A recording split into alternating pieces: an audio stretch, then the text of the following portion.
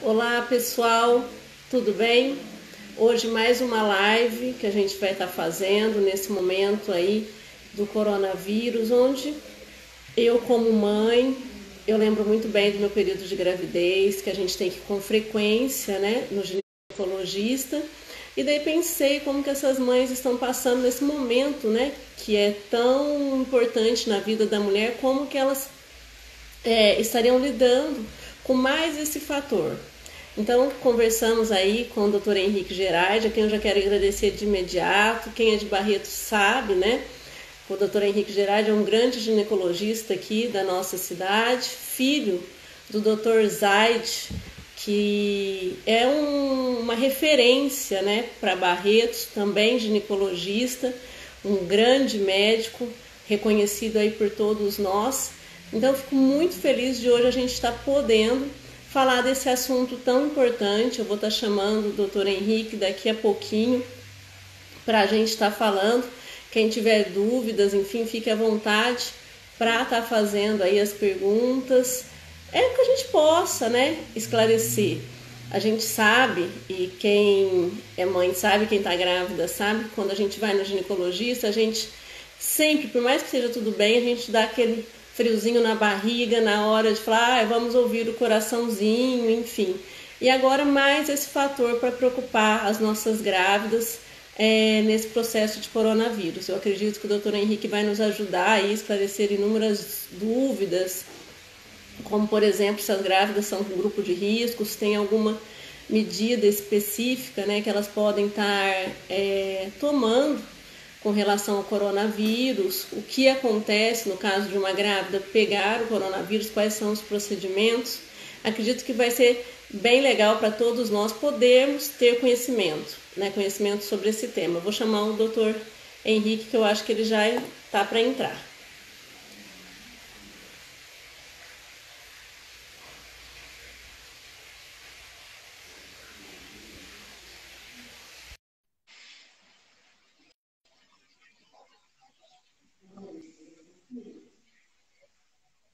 Oi, Paula. Doutor Henrique está entrando, a imagem ainda não apareceu, Henrique. Oi, Paula. Tudo Tudo bem? bem? Apareceu Tudo aí? bom. A imagem não, só a voz. Tá tudo bom? Só a Estamos tentando voz. aqui. Sem pressa. Estou falando aqui da felicidade de ter você conosco. Nós estamos vendo aqui, enfim, que... Aí, deu certo, Henrique. Deu Só que certo? você está virado agora. Mas, mas deu certo. Não. Foi? Deu certo? Deu certo. Tudo bom? Deu Prazer em certo. falar com você. Obrigado pelas palavras. Imagina, eu que fico feliz. Todos nós temos você e a sua família como referência de grandes médicos, você, teu irmão e teu pai, com certeza aí a nossa grande referência em termos de médico, em termos de pessoa. Tiver Certo. felicidade, Obrigado, foi. Paula. Pode ter certeza que o meu conceito de você, seu e da sua família é o mesmo, tá? Tô ajeitando a câmera aqui. Obrigado. Mas esse assunto é muito importante, eu acho que você fez bem de tentar explanar melhor para a população. Vamos tentar ajudar de uma maneira mais didática aqui, para ver se a gente consegue tirar algumas dúvidas e melhorar o entendimento da população, né? Então, Henrique, a gente, assim, o pessoal já me mandou algumas coisas e eles queriam saber, assim, mudou alguma rotina no consultório? Enfim, com o coronavírus, como que ficou isso? Paulo, ó, eu só trabalho em clínica privada, tá? Então, assim, eu vou te responder pela minha clínica, e eu acho que o geral é assim. Mudou sim, a gente tem que se organizar para que não fique tumultuado a sala de espera, a recepção. A gente diminuiu um pouco o número de atendimentos, apesar que se a gente se organizar, dá para tocar quase que normalmente, porque as grávidas não podem deixar de ser atendidas, né? Em momento algum, elas têm que ter assistência, enfim, o atendimento pré-natal está do mesmo jeito, a gente só está organizando a clínica de uma maneira que não fique tumultuado, que no máximo fique 2 pessoas na sala de espera. As cirurgias estão do mesmo jeito, com todo cuidado, como sempre tivemos, né? E na nossa recepção, aqueles cuidados com antisepsia, asepsia, de tudo, para a gente não causar nada de mal para as gestantes e que elas não tragam nada para a gente também, né? Então, as consultas continuaram regulares, né? Elas vão com a mesma frequência, só tendo esse cuidado com relação à sepsia. E as grávidas são consideradas grupo de risco, Henrique, considerando que a imunidade delas já baixa com a gravidez? Então, Paulo, isso é um pouco controverso. O Ministério da Saúde, se eu não me engano, a partir do dia 16 de março, colocou as grávidas como grupo de risco, apesar de não se ter comprovação científica de que esse grupo tem tido mais mortes do que os outros grupos, né, que todo mundo conhece, são os idosos, as pessoas que têm doenças de base, doenças crônicas. Mas, enfim, na gravidez há sim uma alteração da imunidade, não vamos dizer uma diminuição da imunidade. As grávidas ficam mais propensas a terem algumas infecções oportunistas, porque elas têm que ter uma imunidade, uma imunossupressão, que a gente fala, uma imunidade diminuída, vamos dizer assim, uma imunidade mudada no sentido de não atrapalhar o desenvolvimento fetal. Então, como tem um serzinho dentro da mulher, ela tem que ter uma imunidade suprimida para não brigar contra esse nenê. Então, por isso que tem pessoas que acham que a grávida pode ser grupo de risco. Mas não é o que a gente tem visto. Com essa virose, que é muito nova, pouco se conhece dela, agora que está se falando mais, muito recente, a gente tem percebido que não tem morrido mais grávidas. Então, enfim, apesar de ter sido taxada como grupo de risco a grávida, a gente não tem visto esse risco tão grande assim, tá? E, Henrique, a gente, assim, todo mundo agora tem buscado melhorar essa questão da imunidade, né? Tomado mais vitamina C, enfim, vocês também, enquanto ginecologistas, estão recomendando para as grávidas que elas tomem mais vitamina C? Isso começou a ser colocado aí como um procedimento?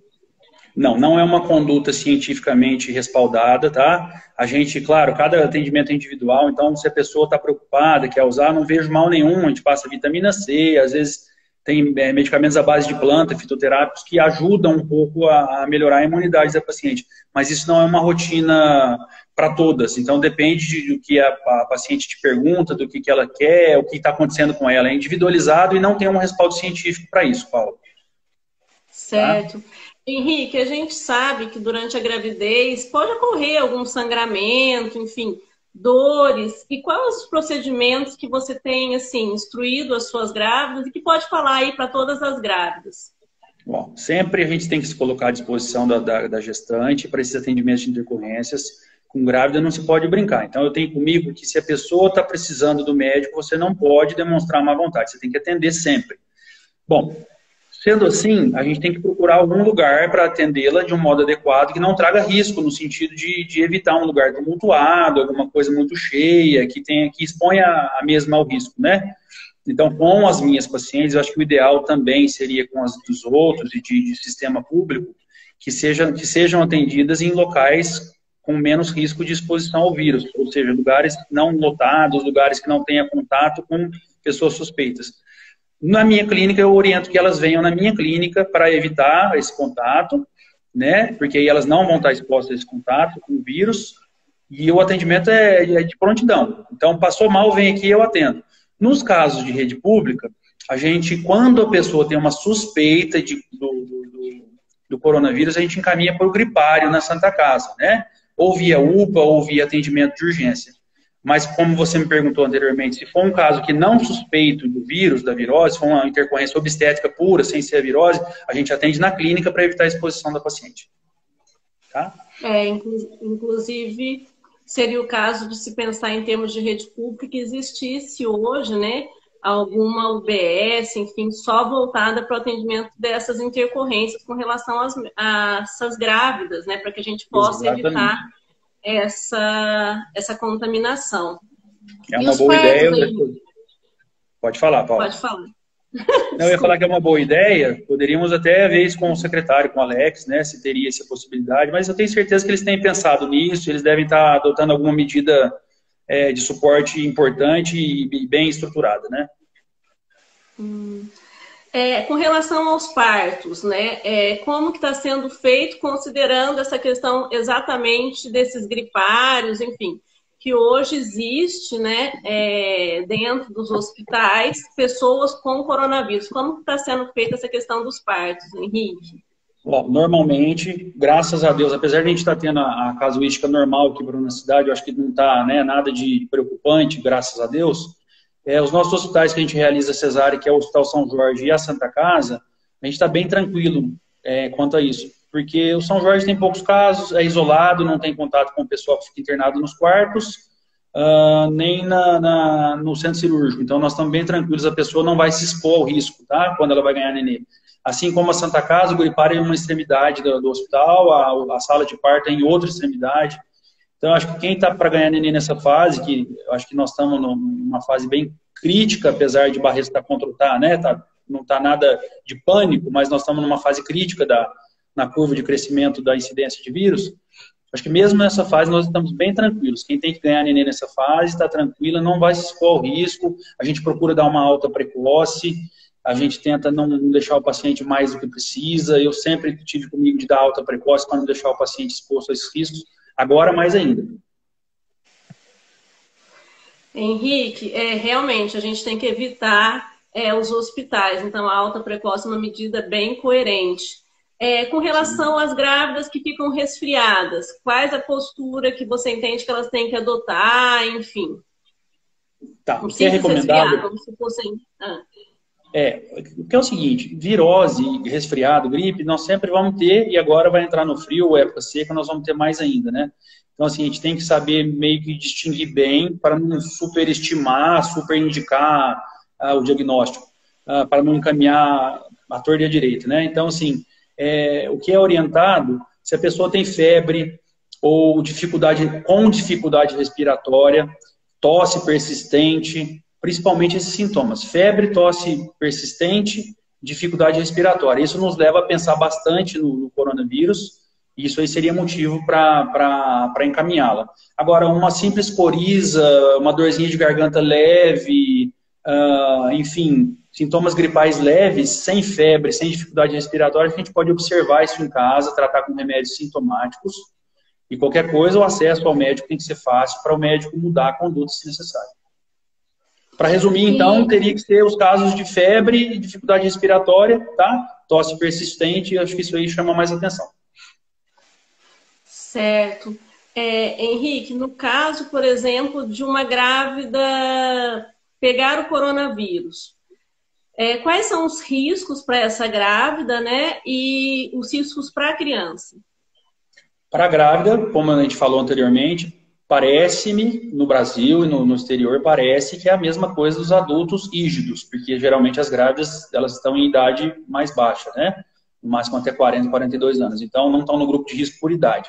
Se essa grávida não tiver uma doença de base, um diabetes, uma doença do colágeno, uma doença crônica, o risco praticamente até hoje se sabe que é o mesmo, tá? Então, o tratamento é o mesmo. Se não tem um risco, não está desenvolvendo um quadro grave, o tratamento é com sintomáticos em casa. Tá? Se desenvolver um quadro mais grave, a gente vai encaminhar para o gripário, que é ali onde era o CEDIB, ali na Santa Casa, e lá ela vai ser atendida pelos especialistas que estão prontos para, se possível, se necessário, interná-la e, se necessário, até tratar. Eu vi um caso, né, que saiu aí nos jornais, enfim, de um caso de uma grávida com coronavírus, que daí a situação dela complicou um pouco mais, e ela teve que fazer, né, o parto, adiantar o parto. Nesses casos, aqui em Barretos, graças a Deus não aconteceu, mas caso acontecesse, quais os procedimentos? Ela teria que ir para esse gripário, ela iria para a sala de cirurgia normal ou teria que se estabelecer um outro local para ela ter essa criança? Esse caso que você está falando, Paula, provavelmente, se foi o que eu li também, que a gente tem visto, foi um caso que, se eu não me engano, a paciente estava de 7 meses e meio, 31 semanas, ela descompensou, foi um quadro grave de coronavírus, de Covid, e ela teve que tirar o neném antes que ela morresse. Inclusive, teve uma mãe que aconteceu isso, que ela morreu e o bebê está vivo, não está bem. Mas, enfim, primeiramente, se o quadro parece ser sugestivo de coronavírus, de Covid, que a pessoa está doente, né, que o Covid é quando a pessoa está doente, a gente encaminha para o gripário. Lá eles vão definir se esse paciente tem que ser internado só na enfermaria ou se ele vai para a UTI. Certo? Se essa paciente grávida evoluir para um quadro grave de insuficiência respiratória, começar o tratamento, porque pelo que a gente vê, a gente está tratando os casos mais graves. Entrou com o tratamento, não está respondendo, tem que ser feita a cesariana sim dessa paciente. Cesariana, não parto normal, porque não dá para esperar o parto normal. E aí sim, no ambiente cirúrgico, todo preparado, com os profissionais de saúde, o mínimo possível do pessoal de saúde, quanto menos gente na sala, melhor, com os EPIs devidos, para que a equipe de saúde não se contamine. Também tomando cuidado de colocar o bercinho de recepção do nenê longe da mãe, fazendo todos os cuidados de asepsia, antisepsia e proteção individual da equipe médica e do bebê, para que isso para não ocorrer contaminação da equipe e do bebê. Então, se for necessário, essa paciente ser encaminhada a uma cesariana de urgência por descompensação, por quadro grave, vai ter que ser tomado todos esses cuidados para não atingir a equipe nem o bebê. Que é muito possível que o bebê nasça com esses cuidados e que ele não se contamine. Tá? Eu sei que é mais uma área da pediatria, mas eu queria te aproveitar que nós estamos conversando, que me surgiu essa dúvida agora. No caso, né, todo mundo sabe, eu tenho até a semana da amamentação, da importância da amamentação. Uma mãe certo. com coronavírus, seria o caso dela amamentar ou não? Melhor não fazer amamentação ou buscar outros meios? Paulo, eu sempre estou do lado dos pediatras nessa hora. Sempre estimular a amamentação, sempre, tá? Até hoje, o que se sabe do coronavírus é que ele não está presente no leite de quem tem o coronavírus, tá? Então, a amamentação é recomendada, sim, desde que a mãe obedeça aqueles cuidados de higiene das mãos, de máscara, de luva, para ela, por secreções, né, por contato de pele a pele, não contaminar o seu bebê. Mas a amamentação é estimulada, não tem comprovação científica que o leite transmita, assim como o líquido amniótico. Tá? Não tem comprovação científica até hoje, apesar de ter algumas suspeitas na China que o líquido amniótico possa ter transmitido de mãe para filho, o leite não tem comprovação científica que ele transmite. Portanto, de hoje para trás, a gente estimula a amamentação sim, com os devidos cuidados. Tem que amamentar. Então, ainda não tem nada comprovado com relação à questão da transferência durante a gravidez, que você falou aí do amniótico. Transmissão vertical, né? Transmissão vertical. Tem um caso na China que eu tive vendo, que o bebê com menos de 30 horas de nascido ele já estava com coronavírus, com um teste positivado. Aí isso levantou uma suspeita de que poderia ter sido transmitido vertical, que é da mãe para o filho, e tem 3 casos na China sendo investigados. Mas não tem respaldo científico ainda, não foi comprovado. Eles não conseguiram afirmar com certeza que transmite. Portanto, não parece que é uma coisa como o Zika vírus, que é muito pior nesse sentido, né, que transmite da mãe para o filho. Eu acho que nesse sentido eu oriento as minhas grávidas, nós estamos bem mais tranquilos. O cuidado é com a mãe, para a mãe não descompensar, mas com o bebê, por enquanto, que pelo que se sabe está acontecendo, está bem tranquilo. Que bom. Ô Henrique, eu estou vendo uma pergunta aqui, eu não consigo ver direitinho quem está fazendo, mas dando parabéns para você, né, por todo o teu esclarecimento, teu conhecimento, que nos ajuda muito, viu, Henrique? Eu estou aqui apenas fazendo as perguntas, mas com certeza você que engrandece aí a nossa live. E a pessoa está perguntando que queria saber, no caso de atendimento pré-hospitalar, se evoluir para parto, estou lendo aqui, para parto dentro da ambulância, quais os cuidados da equipe, né, e do recém-nascido? Ou seja, aquele parto que acontece ali na ambulância. Vão ser os cuidados que a gente tem tido no atendimento no consultório, no postinho. Sempre de luva, de máscara, né? Asepsia, antisepsia normal para não ter contaminação de outras coisas, de bactérias, e o nenenzinho não ter tétano, nem infecção de recém-nascido puerperal. E os cuidados normais, não tem que, a não ser que essa pessoa tenha uma suspeita de uma doença, um coronavírus. Se ela chegar lá, vamos supor que ela tem o azar de estar com sintomas e ela entra em trabalho de parto e seja atendida, ela tem que relatar isso para a equipe médica, se preparar mais ainda, né? Mas o normal, se fosse uma paciente assintomática, sem sintomas, seria o atendimento normal que a gente presta com máscara, luva e o atendimento normal. Eu vou perguntar aqui para o Itamar, que ele está aqui me ajudando, meu assessor, se tem mais alguma pergunta, mas para diminuir essa questão da ansiedade das grávidas, enfim, nesse momento delicado que elas estão vivendo, o que que você recomenda? Enfim, assim, o que que elas podem estar fazendo, alguma atividade física, enfim.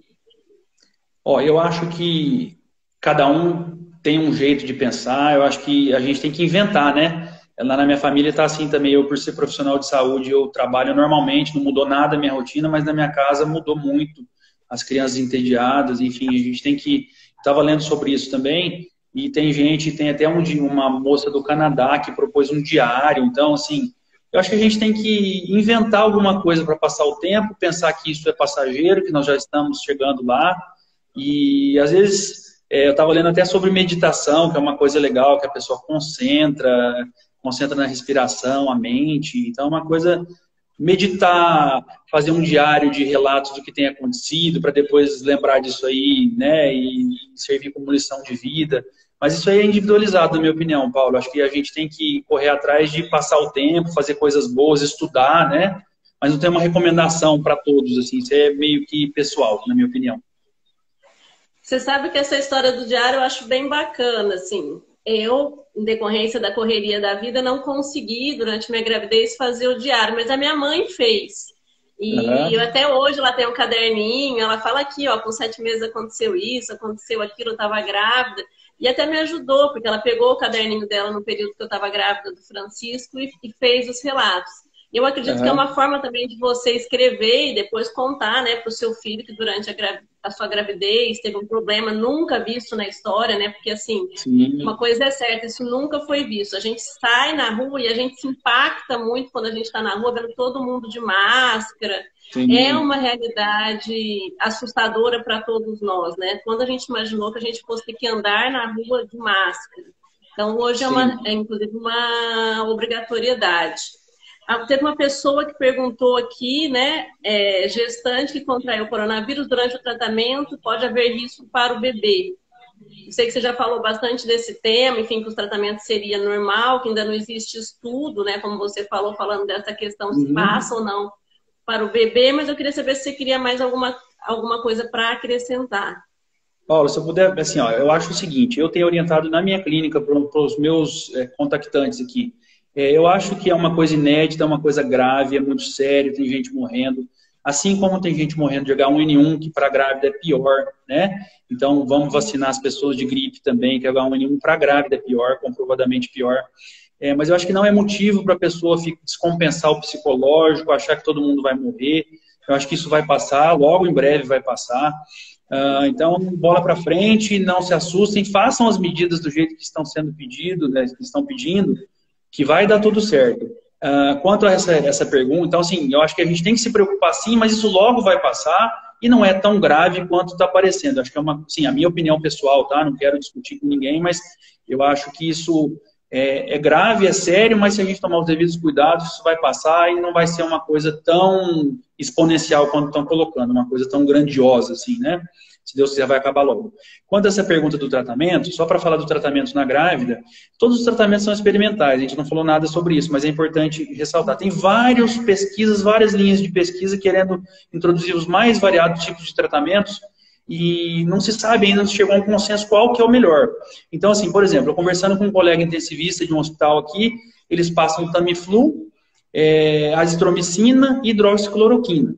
Mas a gente vê nas pesquisas que tem gente tratando, além disso, tem gente usando claritromicina, que é da família da azitromicina, tem gente usando corticoide, que não pode ser usado em renal crônico, tem gente usando remédio biológico. Então, enfim, tem várias linhas de tratamentos, nenhum se mostrou verdadeiramente melhor, mas o legal é que nas grávidas, a maioria desses pode ser usados. A maioria desses remédios, Bacana. eles Importante, não tem né? estudo Saber na que grávida. a grávida pode usar todos eles. Isso é Então, quem está importante. grávida, às vezes pode ter essa pergunta legal, assim, ó, será que eu vou poder tratar como os outros? Pode. Os remédios que são utilizados no tratamento da Covid, eles podem ser utilizados na grávida com cuidado, mesmo porque é a curto prazo, né, vai ser usado isso aí 14 dias, então não vejo problema. Tem muitos desses remédios que eu citei que não tem estudo na gravidez, mas eles já é sabido que eles não são teratogênicos, eles não causam males para o bebê e muito menos para a mãe. Então, se a pessoa piorar o quadro dela, ela tiver que ser tratada, a família pode ficar tranquila que os remédios vão ser os mesmos e que a pessoa vai sair bem e não vai fazer mal para o bebê, tá? Nossa, Henrique, eu vou te falar, quero até agradecer essa pessoa, que não tem o nome da pessoa que fez a pergunta, porque eu acho que da mesma forma que o meu coração ficou aliviado, eu imagino que as pessoas que estão grávidas também, que vão ter oportunidade, que depois a gente coloca esse vídeo, né, no Face e no Uhum. Instagram, poder ouvir isso, né? Porque a gente fica apreensivo, sim, enquanto cidadão, enquanto leiga que eu sou, a gente fica apreensivo, saber, ah, eu vou poder usar todos os tratamentos, isso é viável, enfim, mas quando você vem e fala que as grávidas podem usar tudo que está sendo colocado aí na imprensa como possível tratamento, acho que alivia bastante o coraçãozinho de todas as futuras mamães, enfim, das Sim, grávidas. E quero agradecer muito a pessoa que fez essa pergunta, porque é muito importante. Uma sim, coisa que você falou também, que eu queria estar dando uma ressaltada, é com relação à vacina da gripe, né, delas estarem fazendo a vacina, né, tomando esse cuidado de fazerem a vacina, sim, porque você falou aí que acaba sendo muito, a H1N1 é muito mais incisiva do que o próprio coronavírus. Então, já que existe a vacina, que as grávidas façam, sim, né, façam essa vacina, e quem puder, também, nossos idosos, quero reforçar aí, está disponível sim. na rede, é importante vacinar da H1N1, que também coloca em risco a vida de muita gente. Quero te agradecer Sim. muito, Henrique. Eu acho que não chegou mais nenhuma pergunta, né, Itamar? Não chegou mais nenhuma pergunta. Dizer da minha felicidade de poder estar falando com você. Já falei no começo da minha admiração por você, pela sua família, pelo seu finado pai, enfim. Sempre será uma pessoa que a gente terá mais alta conta por tudo que representou e representa para a nossa cidade. Muito obrigada mesmo. Fico feliz, acho que nós conseguimos esclarecer bastante dúvida aí da nossa população, especialmente com relação a essa questão do tratamento. E dizer para as pessoas, não se mediquem sozinhas, isso é muito sério, sabe? Se tiver qualquer sintoma de coronavírus, procurem, né, o atendimento Sim. médico, não façam medicação sozinha, porque é sério, você não pode tomar um remédio sem uma recomendação médica. Isso pode dar problemas para a sua saúde. Queria deixar Com aberto aí para certeza. você falar mais alguma coisa que você entenda ser necessário. Não, é isso, Paulo. Eu acho que a gente falou, deu uma pincelada rápida no básico, depois, se precisar, a gente se coloca à disposição de falar mais. Sempre fica alguma coisa para trás. Mas o importante é assim, não entre em pânico, é uma coisa muito séria que vai passar, já está para passar, e as grávidas não estão evoluindo pior do que os outros, então fiquem tranquilas, vai dar tudo certo, estou à disposição das minhas pacientes, quem precisar de mim. E quanto ao seu convite, fiquei muito feliz, porque a recíproca é verdadeira. Eu sempre falo que eu gosto muito de você e da sua família também. Fico feliz de você ter esse sentimento bom por nós e torço sempre por você na sua vida, na sua carreira, na sua profissão como advogada, como política. Estamos sempre juntos, sempre à sua disposição e estou muito feliz de estar aqui com você. Viu? Obrigada, Henrique. Obrigada mesmo. Que a gente possa depois, futuramente, falar sobre outros assuntos. Esse assunto é Se sempre Deus quiser. relevante. Sempre, Obrigado a assim, a você, gravidez Paulo. é um momento muito mágico da mulher, uma oportunidade, uma coisa única, né? Assim, de você poder gerar Sim, uma outra vida, é uma coisa.